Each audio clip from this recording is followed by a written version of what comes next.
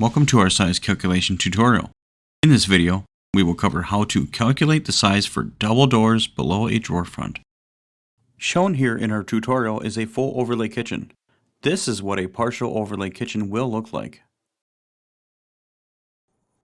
Before we get started, you will need tape measure, pencil, and a sketch of your kitchen cabinets. It is also helpful to understand a few cabinet terms. Overlay is the amount of cabinet face frame that is covered by the door or drawer front. Your door overlay and the hinge overlay will match. This video discusses a 1/2 inch overlay, commonly referred to as a partial overlay. Reveal is the space or gap between doors and drawer fronts. A stile is a vertical piece used in the frame of a cabinet. A rail is the horizontal piece used in the frame of a cabinet. A shared rail is when two fronts, such as two drawer fronts, cover the same rail.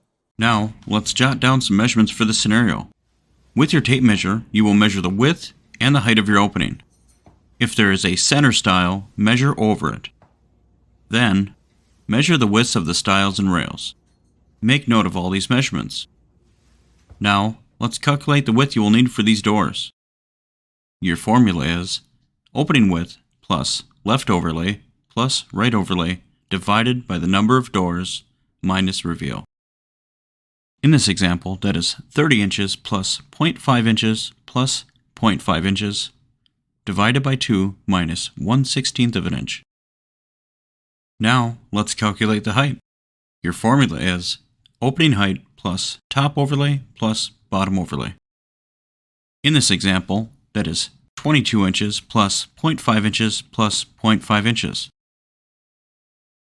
You will order two doors at 15.4375 inches wide by 23 inches high.